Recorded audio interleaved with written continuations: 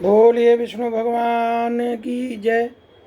आज गरुड़ पुराण के अध्याय 8 का दूसरा एपिसोड है। इसमें 120 श्लोक हैं लगभग, तो 30-30 करके। तो अध्याय 8 का पहला हो गया, आज दूसरा है। सो तद्ददाति सतपुत्रो यावज्जीवत्य सौचिरम अतिवाह वस्तु तन्मार्गे दुखम न लभते यतः। सतपुत्र को चाहिए कि अंत काल में सभी प्रकार का दान दिलाएं। लोक में धर्मज्ञ पुरुष इसलिए पुत्र के लिए प्रार्थना करते हैं कि वह मृत्युपरांत इस क्रिया को करें। भूमि पर स्थित आधी आंख मूंदे हुए पिता को देखकर पुत्रों को उनके द्वारा पूर्व संचित धन के विषय में तृष्णा नहीं करना चाहिए। सतपुत्र के द्वारा दिए गए दान से जब तक उस पिता का जीवित हो तब तक और मृत्यु के अनंतर आतिवाहिक शरीर से भी परलोक के मार्ग में वह दुख नहीं प्राप्त करता। कहने का मतलब जीवित दान करावे। अगर पिता धन अर्जित किया है तो, नहीं किया है तो उसके धन के लोभ में न पड़ करके उसके द्वारा पिता का फर्ज जो अदा किया है उसको आप पुत्र रूप में पैदा हुए इस चीज को स्थिर मन में रखते हुए इस दान धर्म आदि को करना चाहिए।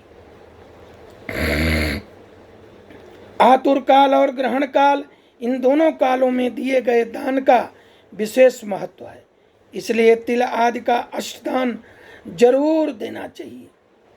जैसे तिल, लोहा, सोना, कपास, नमक, सप्तधान, भूमि, गौ, इनमें से एक का दान भी पवित्र करने वाला है।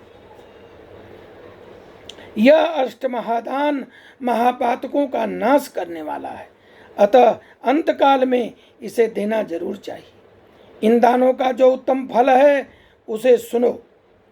तीनों प्रकार के पवित्र तिल मेरे पसीने से उत्पन्न हुए हैं। असुर, दानव और दैत्य तिल दान से तृप्त होते हैं।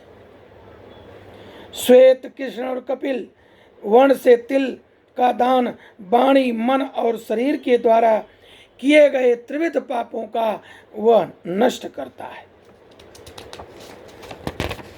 लौह दान, भूमि दान, लोहे का दान भूमि पर हाथ रख कर देना चाहिए। ऐसा करने से उस जीव की यम सीमा को वो प्राप्त नहीं होता और यम मार्ग में नहीं जाता।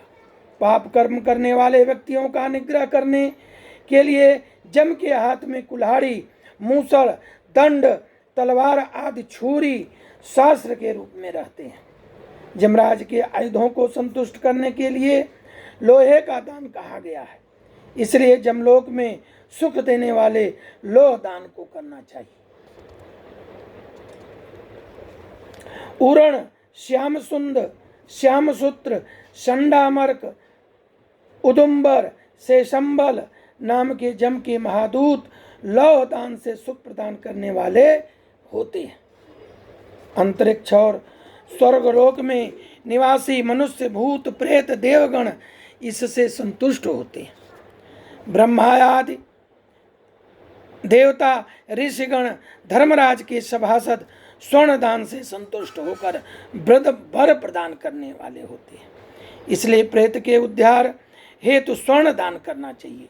हे तात, स्वर्ण दान देने से जीव जमलोक नहीं जाता, उसे स्वर्ग की प्राप्ति होती है। चिरम बसेत सत्यलोको ततो राजा भवेदिय रूपवान धार्मिको वाग्मी श्रीमान तुल विक्रम।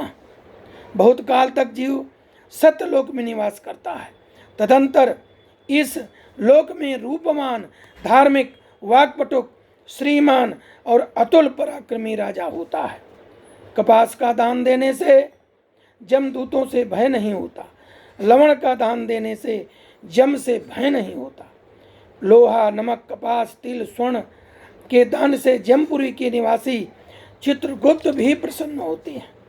सप्त धान्य प्रदान करने से धर्मराज जमपुर के तीनों द्वारों पर रहने वाले द्वारपाल भी प्रसन्न हो जाते हैं। धान, जौ, गेहूं, मूंग, उड़द, काकुन, कंगनी, सातवां, चना ये सप्त धान्य कहे जाते हैं। जो व्यक्ति गोचर मत भूमि विधान पूर्वक सतपात्र को देता है वह ब्रह्म हत्या से पाप मुक्त हो जाता है। ऐसा मनुष्यों ने देखा है।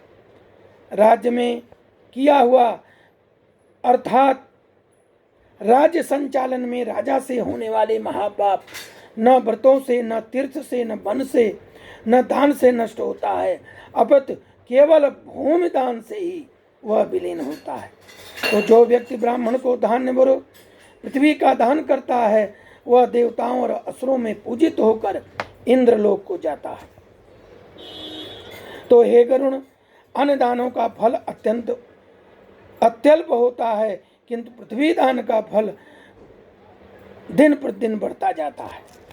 भूमि का स्वामी होकर भी ब्राह्मण को भूमि नहीं देता, किसी ग्राम में एक कुटिया तक नहीं प्राप्त करता, जन्म जन्मांतर अर्थात प्रत्येक जन्म में दरिद्र होता है।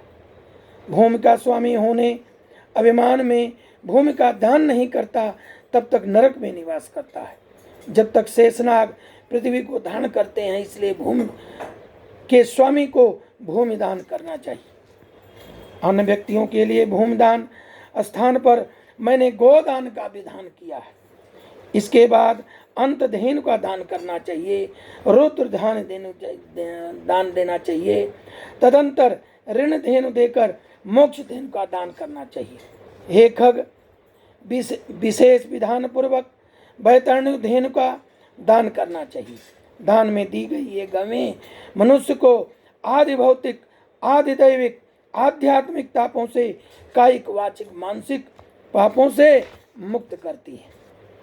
बाल्यावस्था में, कुमारावस्था में, युवावस्था में, वृद्धावस्था में और दूसरे कोई जन्म में, रात में, प्रातः काल में, मध्याह्न में, अपराह्न में, दोनों संध्या काल में शरीर, मन और वाणी से जो पाप किए जाते हैं वे सभी पाप तपस्या, सदाचार युक्त वेद ब्राह्मण को दान सामग्री दे करके सबस्सा दूध देने वाली कपिला गौ के एक बार देने से नष्ट हो जाते हैं। दान में दी गई वह गौ अंतकाल में गोदान करने वाले व्यक्ति का संचित पापों का उद्धार करती है। बोलिए विष्णु भगवान की जय। अब इसके आगे का अध्याय 8 का तीसरा एपिसोड की परिचर्चा करेंगे। जय विष्णु भगवान।